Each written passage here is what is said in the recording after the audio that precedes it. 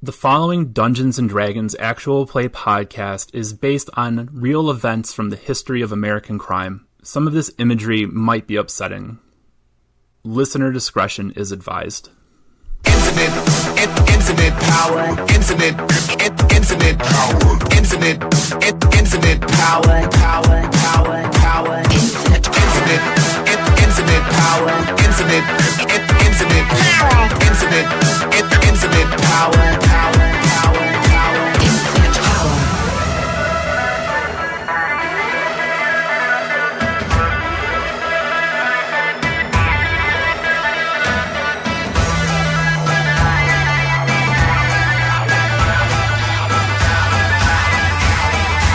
Infinite power.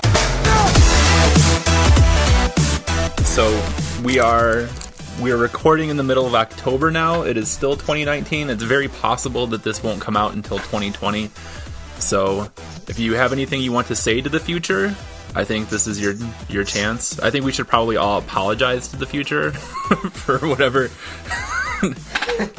dumb things are happening right now. Dear 2020. We apologize for those past 3 months. Yeah. We have no idea what we were doing. Right. And things are so crazy, too. Like, something terrible could happen tomorrow. Like, oh, damn it. Why did I say that? Why did we waste our time on this podcast? Yeah, I was going to say, hopefully it's not a burning cesspool. It's like, yeah, there's going to be something Trump-related that's, like, has a very specific D&D solution to it. Did you see that he's on Twitch right now? They're doing a rally for him on Twitch. Oh, no. With emotes. Oh, Christ. I'm crying on the inside. My soul died. So we're we're moving to Mixer, I guess. And we're giving up on Twitch as a possible sponsor for our fledgling little podcast. What are you doing, Twitch? Be better than this, Twitch. I already had to take Facebook off my phone and delete Overwatch. Come on. Yep. So, this is like a time capsule of late 2019. We're all super depressed and about to have a very sad game of D&D, I guess. At least we all have power. That's true. Yeah, you've got to deal with rolling blackouts. No, because I live specifically in the part of the neighborhood that's controlled by Big Corp. Therefore, we have power. Okay, Big Corp. If you want to go down that conspiracy theory. Yeah. Like, of the way in which that strip of power has been shut off, I'm in that line that's not. But that is, the process has been so complicated that I've had multiple friends get random text messages, and then their power shut off 6 to 8 to 12 hours later, because whoever's in charge of these messages isn't actually, it's an automated system that's not tied to the ground workers. So they're just like, oh, we might get you. We don't know. So you are playing right now in like the prequel to Cyberpunk 2077. Yes, call Keanu. Let him know I need some help. Yeah. My name is Samurai. Oh man, if we could get Keanu into the game, that would be fantastic. Keanu, if you're listening, we could really. Carlos can't be here. And we got a spot for you right over. Yep. Anyway, okay, so we left off, and the episodes where we left off haven't aired yet. So Tom doesn't know. Tom hasn't had the luxury of meeting Barnabas yet, who's my new favorite NPC. He is the people like Joey Greenhorn, but really, I think Barnabas Club needs to be a thing. Get some Barnabas Club shirts, like a cupcake in the middle instead of the skull cupcake, and like a couple of swizzle sticks or something. Barnabas Club. He is the assistant manager of Death by Chocolate. And he is, yes, the cupcake. And you can get all kinds of just odds and ends at Death by Chocolate, we have found. Zafira is out today. The bakery has been tabbed to host a book signing by Miriam Grattain sometime in the immediate future. And so, since the building just sustained some structural damage, I think, to put it very... very optimistically, she is out trying to, get the building up to code, get some extra seating, all the supplies. Miriam Gratain's people have given her a laundry list of things. She's probably got like the worst rider ever. Oh, for sure. Like the bowl of just green M&Ms. Right? Only a certain kind of Sour Patch Kids. Seedless watermelon with the seeds on the side. That kind of thing. Right? The rider from hell. So she's out taking care of that. And Nim, we need to figure out where Nim could be right now. Maybe it's better if we don't know where Nim is, since it's possible that Carlos could jump in any second. I threw my phone down somewhere. We're on Carlos watch. So Nim had to bail, probably in a very suspicious way, making it seem like, don't even worry about it. I'll be right back. He's going out for cigarettes and ice cream. He'll be right back for sure. Yeah, no. It's been 20 years. Come back, Shane. Maybe that's what. To be a portal story. He walks back and I was gone for 5 minutes. Excuse me. Oh man, if we could figure out a way to make this, to portal this game up, I think that's just the right kind of happy apocalypse that I could use right now. So Solar has had, your job is pretty thankless. You go from crime scene to crime scene. Witnesses are very rarely forthcoming. Evidence, if you can find it, oftentimes disappears. Either literally disappears because it's magic of some kind, or disappears in the sense that some corrupt cop in the force has absconded with it somehow. Or your partner, Rusty. That Rusty's on the take. He's not always super useful. So the last time that we saw Solar, he was dealing with this very bizarre crime scene. The murder of Mr. Tate, who had been found dead in the entryway of his home. He had some pretty severe scorch marks on his chest and his neck and face. And trying to investigate the scene with this kind of clown car of weirdos. You're getting weird audio feedback, at least on my headphones. I don't know if it's your mic or not. I'm not sure. Maybe I got too close to it. Yep. It was a good... Huh. Well... Oh, you're good now. If it comes out in the podcast, then it's just my beatboxing moment, I guess. Excellent. I accept these terms. Yeah. It's only fair, right? It's part of what makes the show unique. So, at any rate, Solar got called, or was at the Tate investigation, dealing with these couple of strange people who were trying to sneak in. One he briefly detained, and then let go, and then got called off to another investigation where there was a report of a body found at a pawn shop that seemed to have died brutally. And so you and Rusty got there, and you opened the door to the pawn shop. There's a little bell that rings, and the place is kind of trashed, but you don't see a body, and the owner denies anything. She kind of appears out of nowhere, and she looks really frazzled, and so you feel like you've wasted your time in this whole call. And that's something that happens in Backfire, right? People wasting your time. So after that, a couple of days, there's not a lot of leads on the Tate thing. Nobody's really coming forward. Nobody at his studio is really helpful at all. And so you decide to take the edge off a little bit. We know that law enforcement has a fondness for baked goods. I don't think that's stretching the imagination at all. And so you decide to take a trip to a little place called Death by Chocolate. Okay? Yes. Okay, just making sure. Okay, so Solar walks into the bakery, and he is met by a very exuberant young man who is he's wearing like a black suit, and he's got a floral print apron over it. Sure.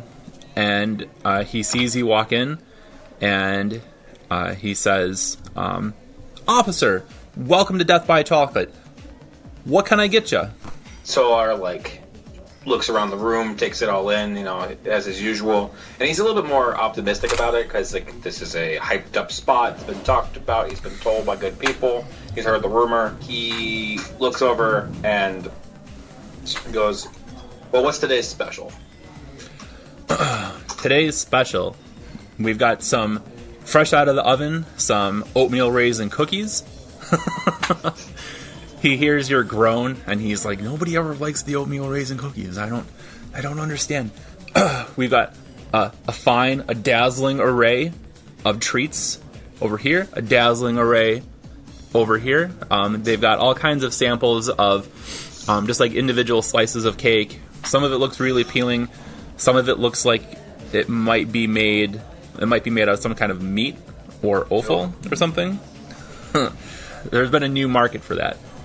I got the vampires. Yeah. Yep.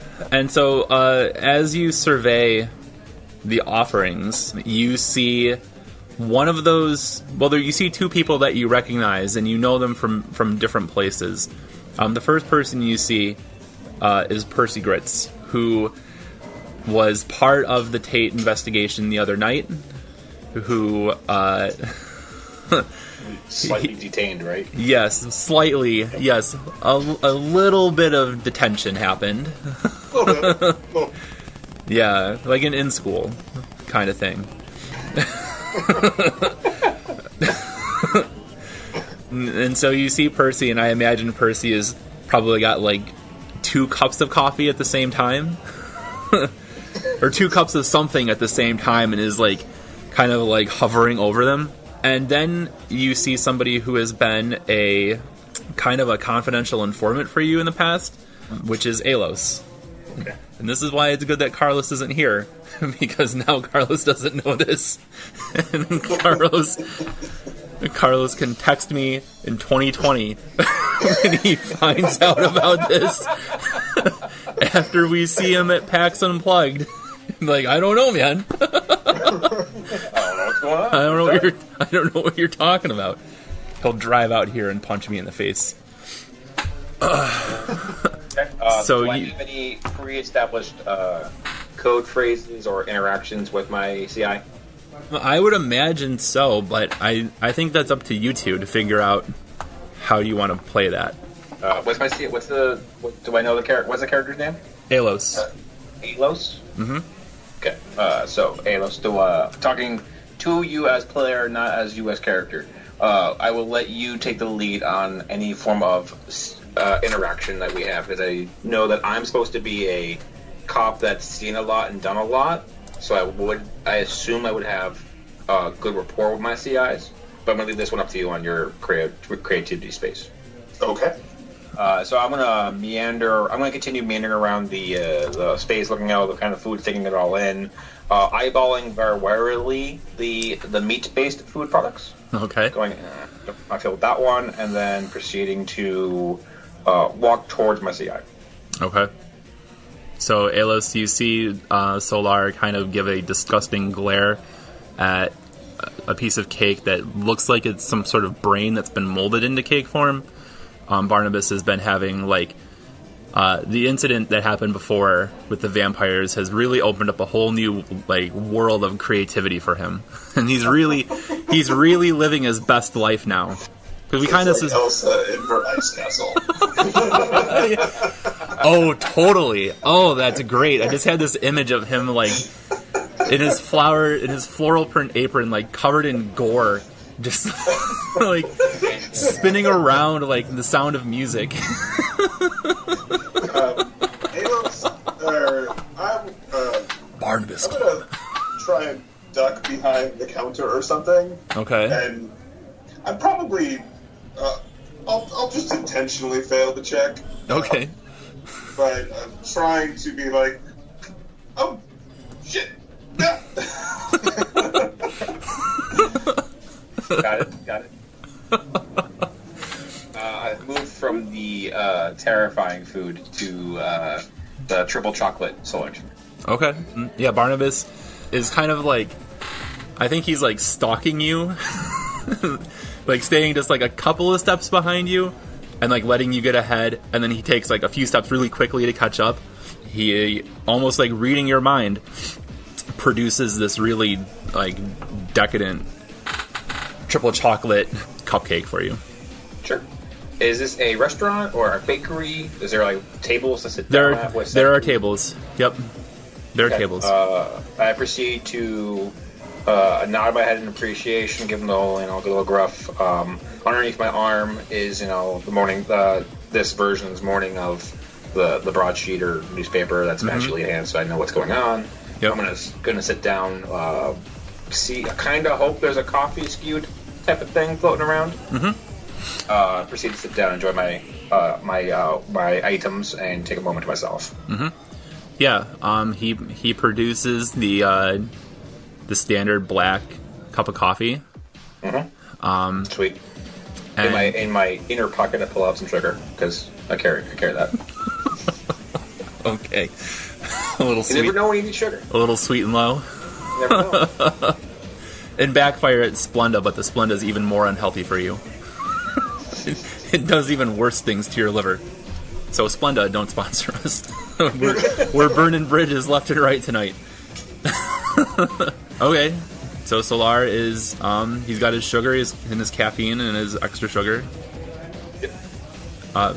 Percy, what do you think about this? What's Percy Gritz's reaction to the scene that he's just seen unfold?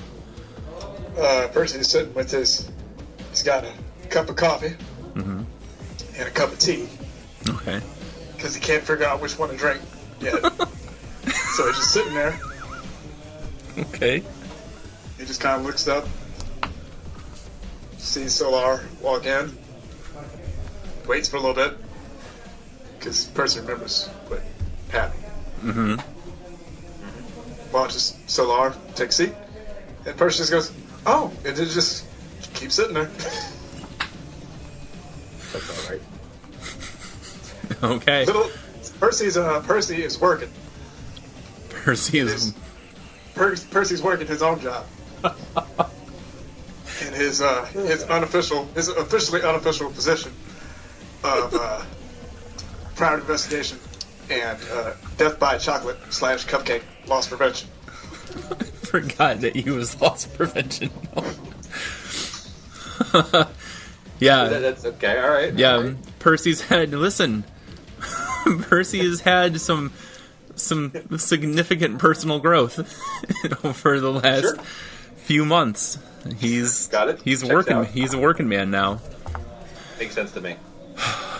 So, Percy, you would notice that Solar didn't pay.